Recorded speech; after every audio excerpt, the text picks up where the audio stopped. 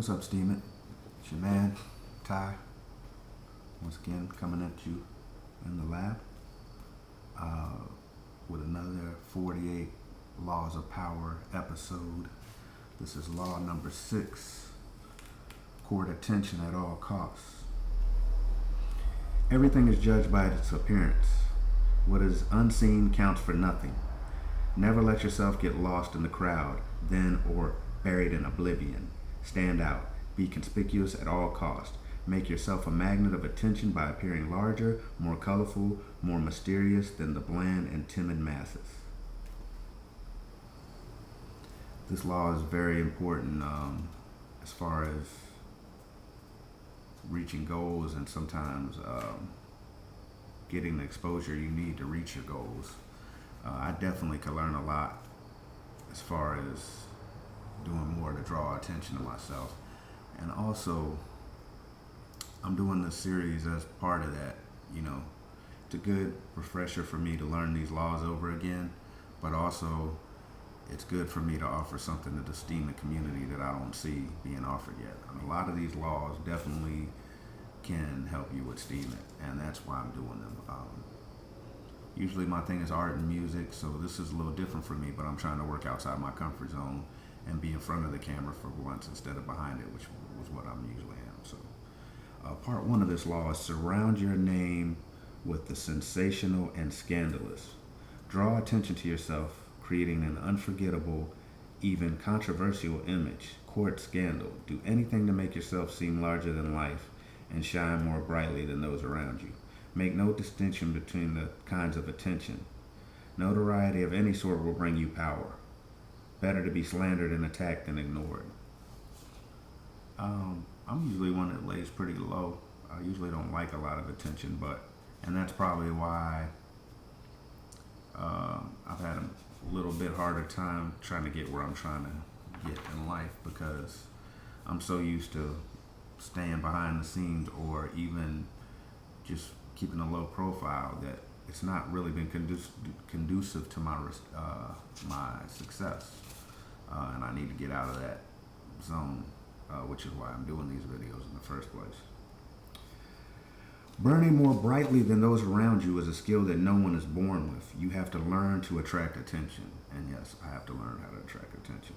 At the start of your career, you must attach your name and reputation to a quality and image that sets you apart from other people.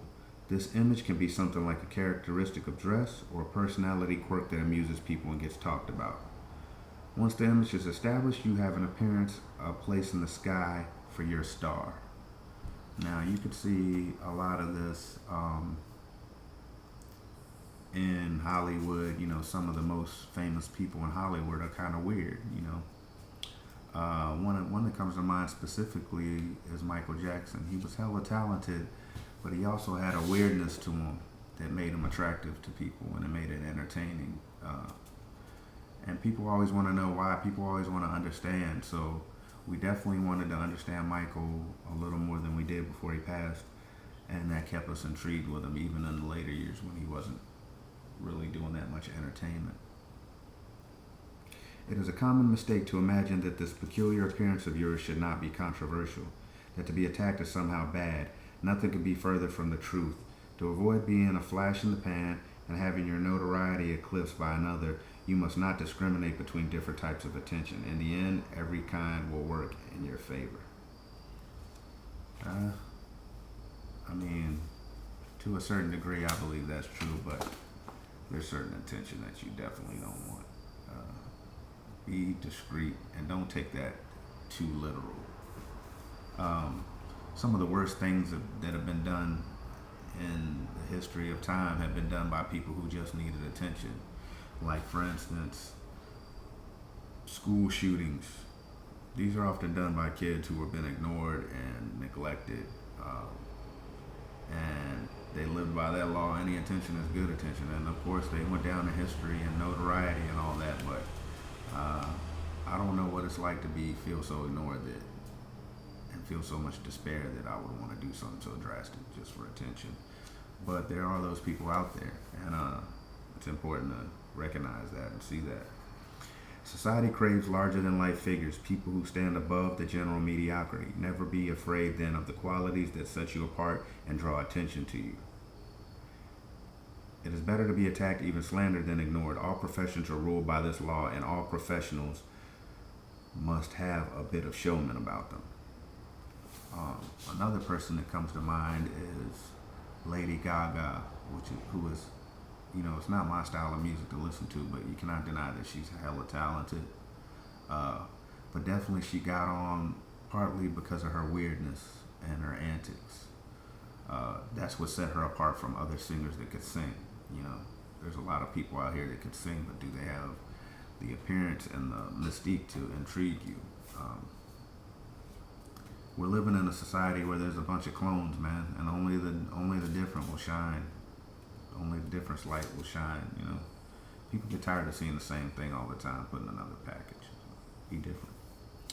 The great scientist Thomas Edison knew that to raise money he had to remain in the public eye at any cost. Almost as important as the inventions themselves was how he presented them to the public and courted attention. Edison would design like these elaborate displays of his discoveries. It would never just be simply like, I'm going to flip this switch and the light would come on. I mean, he would have like big displays, electronic displays and whatnot. He also, to gain attention, he talked about the future a lot, even things that he had no interest in trying to work on. Like at the time, that would have been a waste of his time because it was so far ahead of his time. But some of the things he talked about exist now, like robots, photography machines, machines that can photograph thought, maybe like a CAT scan or something, or a brainwave machine, they have those. He never really intended to work on any of these things. He just talked about them to get attention and to keep people interested. He did everything he could to make sure that he received more attention than his great rival, Nikola Tesla, who may actually have been more brilliant than Edison, but Edison was the master of attention. So he always outshined Tesla, even though Tesla might have actually been a little smarter and more brilliant than him. I mean, even if you look in these days and times, you're not really hearing about Edison's inventions anymore. I mean, even though we use them every day, they're so common now. But Tesla is still being developed.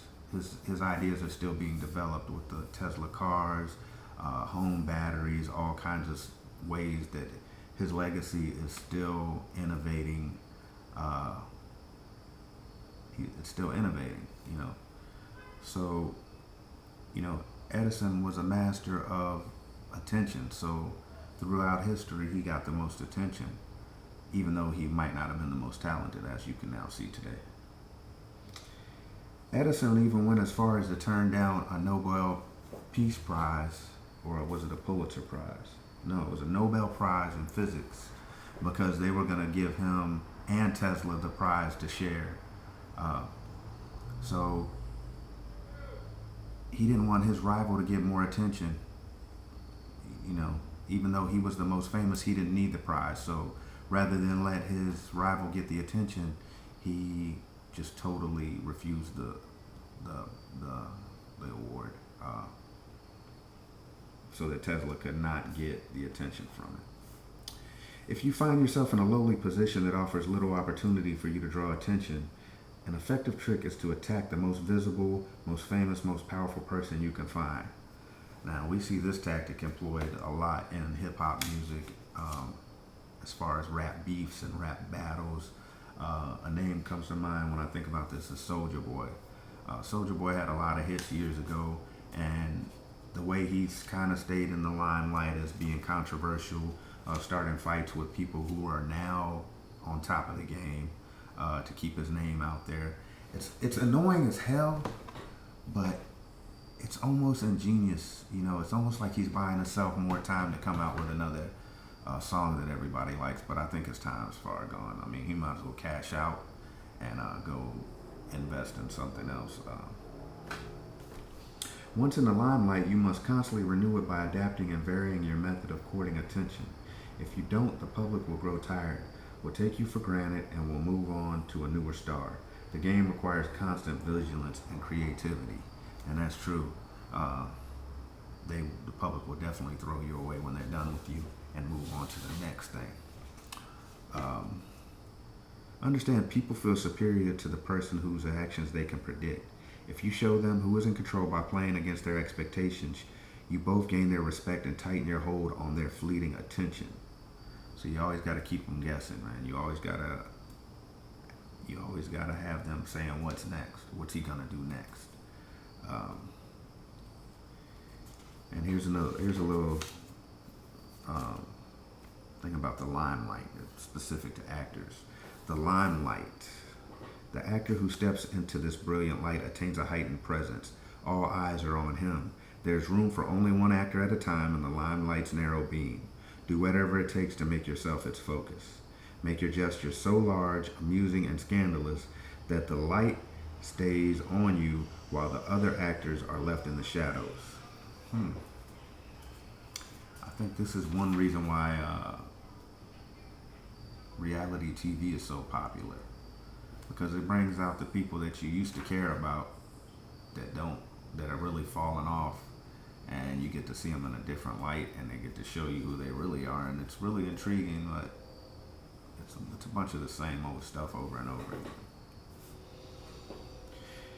In a world growing increasingly banal and familiar, what seems enigmatic instantly draws attention. Never make it too clear what you are doing or about to do. Do not show all your cards. An air of mystery heightens your presence. It also creates anticipation. Everyone will be watching you to see what happens next. Use mystery to beguile, seduce, even frighten.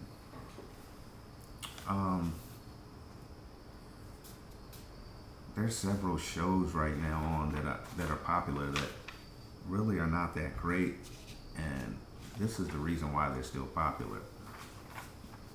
Some of these shows, like for instance Empire, they're so trifling. They're full of triflingness.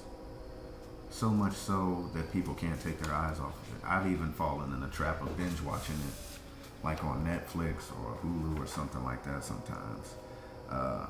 But after I watched about 10 episodes in a row, I was so overcome by the triflingness of it that it actually made me a little depressed. Some people look for that and they like that. I'm not one of those people. In the past, the world was filled with terrifying and unknowable diseases, disasters, capricious despots, the mystery of death itself. What we could not understand, we reimagine as myths and spirits. Over the centuries, though, we have managed through science and reason to illuminate that darkness. What was mysterious and forbidding has grown familiar and comfortable. So yeah, before technology, we didn't know a whole lot, and everything was a mystery. So, with us having science and more knowledge, things are kind of boring because we know how they work. We're not trying to figure it out. We're not making stories up about it.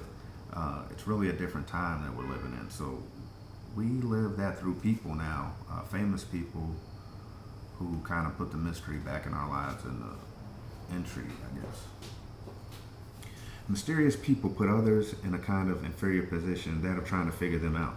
To degrees that they can control, they also elicit the fear surrounding anything uncertain or unknown. All great leaders know that an aura of mystery draws attention to them and creates an intimidating presence. If your social position prevents you from completely wrapping your actions in mystery, you must at least learn to make yourself less obvious. Every now and then, act in a way that does not mesh with other people's perception of you. They think you're gonna go left, go right a couple of times,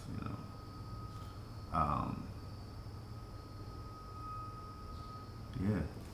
So if you find yourself trapped, cornered, and on the defensive in some situation, try a simple experiment. Do something that cannot be easily explained or interpreted. Choose a simple action, but carry it out in a way that unsettles your opponent. A way with many possible interpretations, making your intentions obscure.